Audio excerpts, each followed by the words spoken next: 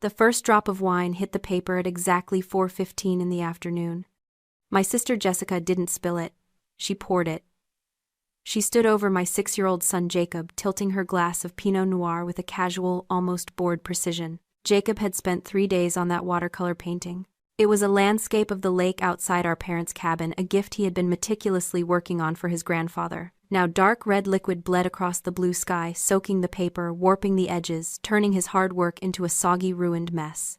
"He needs to learn that the world doesn't care about his little doodles," Jessica said, her voice slurred but steady. "It's taking up space on the table. And honestly, Jacob needs to toughen up." She finished the glass, set it down on the wet paper with a wet thud, and looked around the room for approval.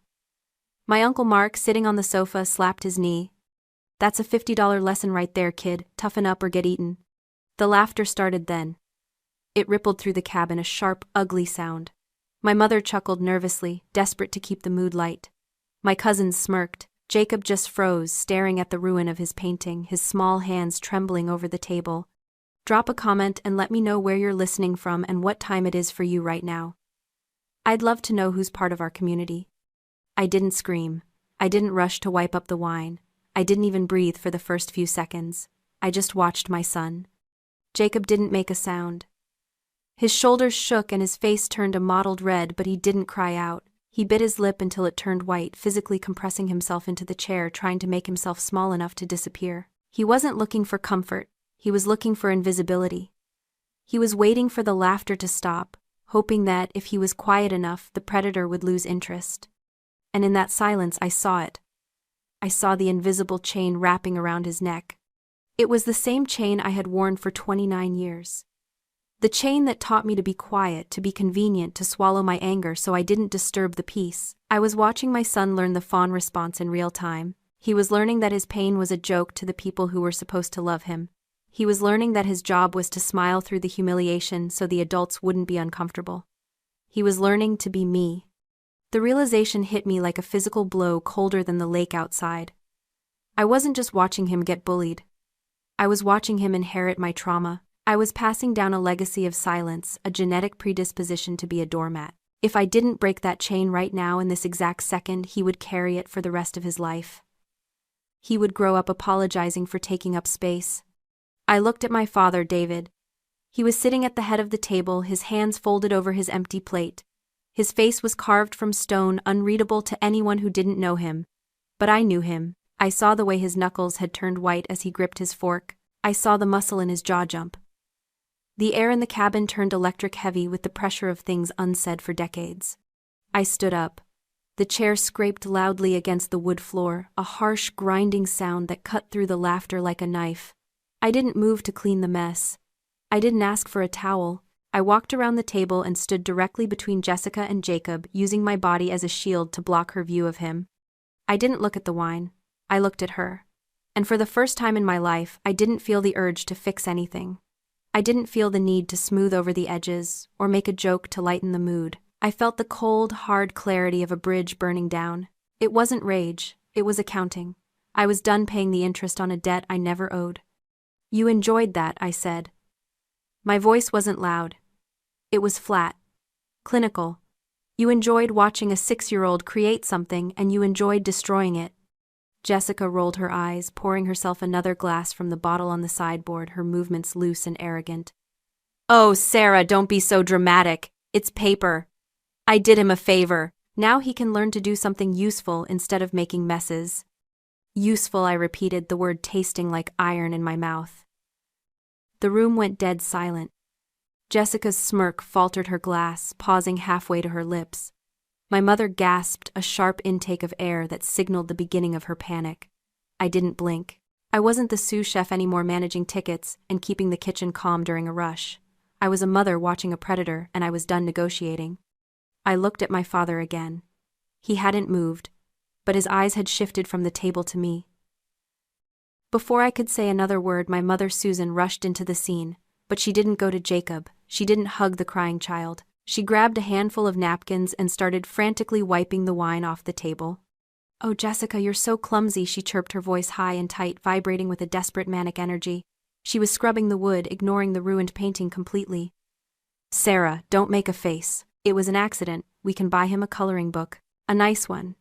With stickers. She looked up at us, her smile stretched too thin, her eyes pleading. Let's just have a nice dinner, please. It's Labor Day.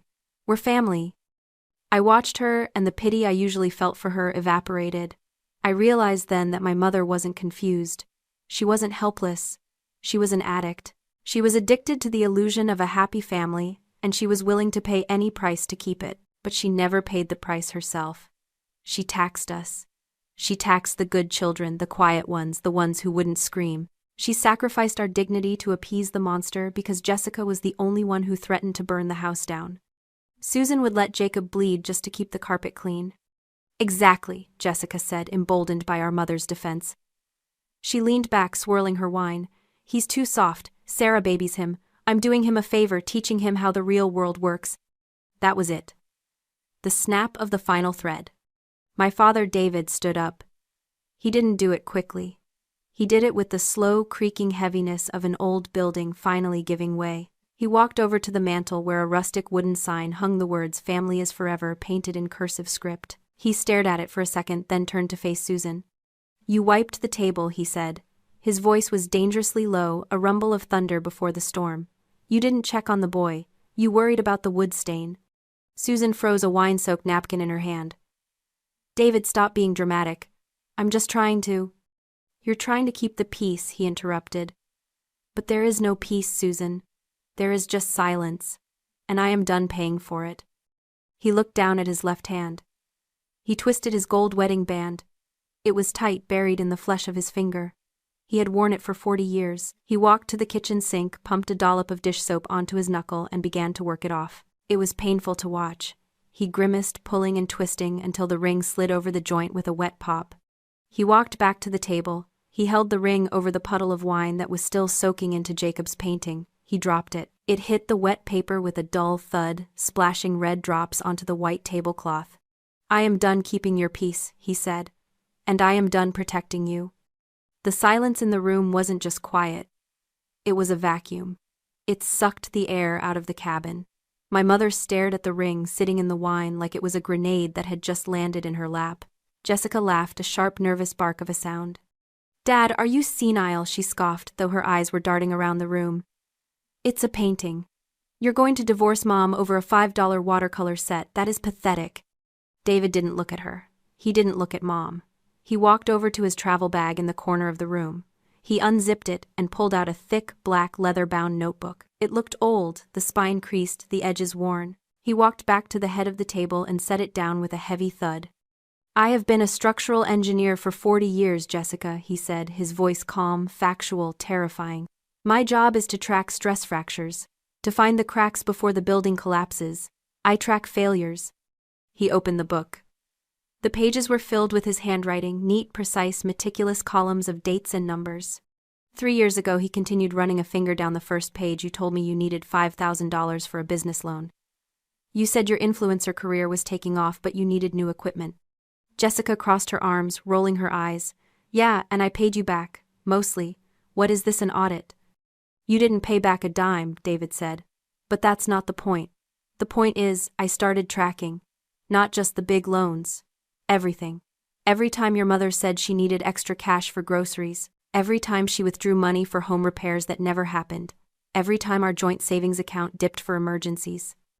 He turned the book around so Jessica and Susan could see the columns. I tracked the dates, I tracked the amounts, and then I hired a forensic accountant to track where the money actually went. Susan made a small, strangled noise. She reached out a hand, trembling. David, please, don't do this, not in front of everyone. Everyone needs to know, David said. Because everyone has been laughing at Sarah. Everyone has been laughing at Jacob. Everyone thinks they are weak. But they aren't weak. They are the ones paying the bill.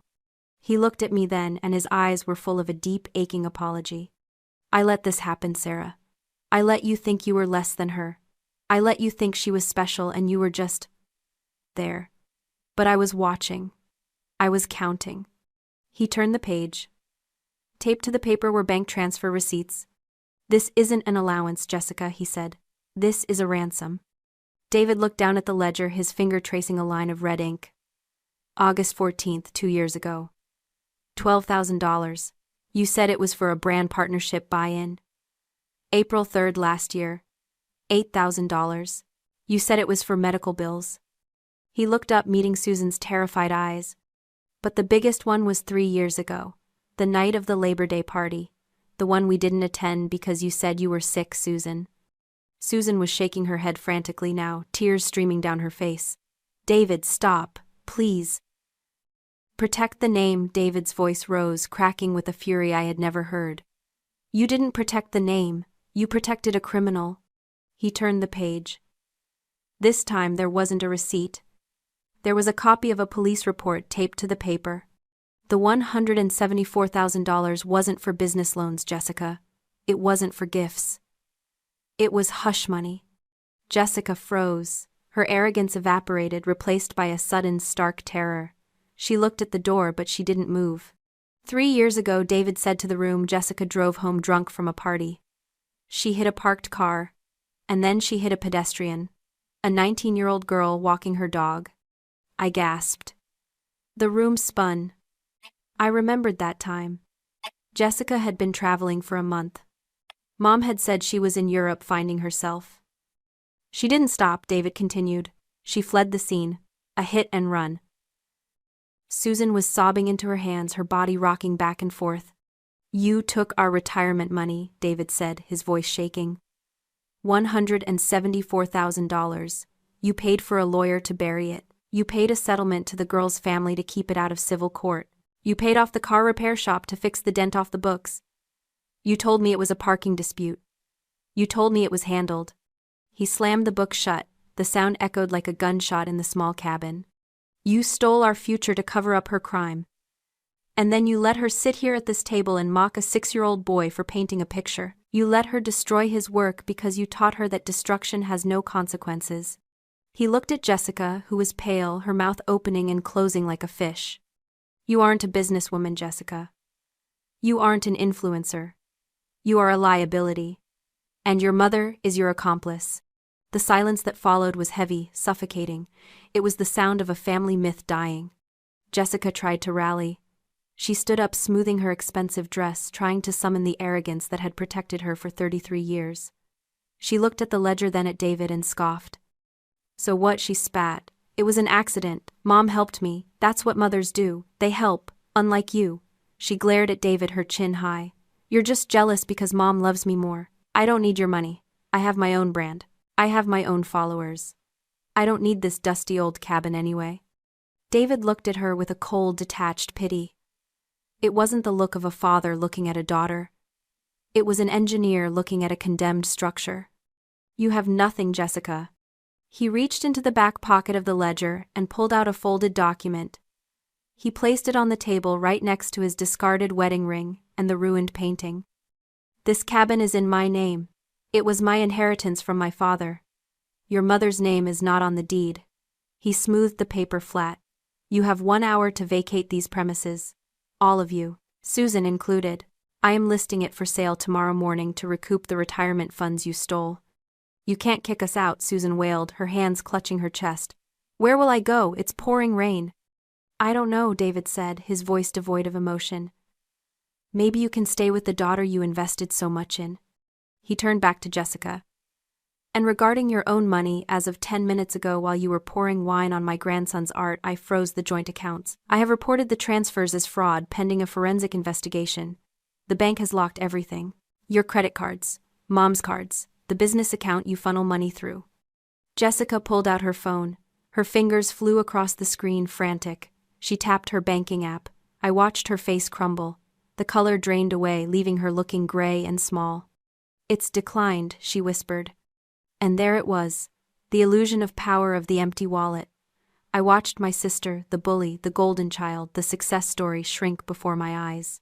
Without the financial ivy drip from my parents, her status, her confidence, and her personality evaporated instantly. She wasn't a powerful woman. She was a child in a costume that she hadn't paid for. Her power was never real. It was rented. And the lease was up. Your power was rented, Jessica, David said, echoing my thoughts.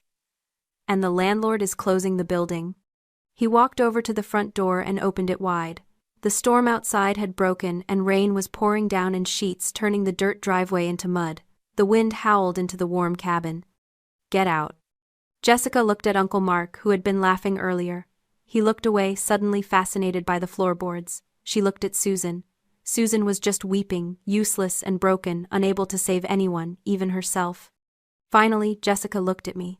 Her eyes were wide and wet, filled with a sudden, desperate realization that she was alone. "Sarah," she pleaded, her voice trembling. "Tell him he's crazy. You can't let him do this to me. I'm your sister." I looked at her. I looked at the woman who had terrorized me for 3 decades. I looked at the wine stain on Jacob's painting. I thought about the silence my son had learned, the silence I was breaking. "You should hurry," I said, my voice as cold as the rain outside. "Traffic is going to be terrible." 6 months later, the light in the new apartment was different. It wasn't the dim yellow light of the cabin or the harsh fluorescent glare of the old family house. It was white and clean, streaming through big windows that overlooked the city park. It was smaller than the house David had shared with Susan for 40 years, but it was peaceful. There was no walking on eggshells here. No heavy sighs from the other room that signaled an incoming guilt trip. No fear of the next explosion. I sat on the floor leaning against the wall, watching them. David was kneeling next to Jacob on a drop cloth. They were covered in sawdust. David was teaching him how to use a miter box to cut wood for a custom canvas frame. "You have to measure twice, Jacob," David said, his voice gentle, patient, the voice of a man who no longer had to shout to be heard. "Precision matters. If the frame is strong, the art is safe." "Like this, Grandpa?" Jacob asked, sawing carefully, his tongue poking out in concentration. "Exactly like that.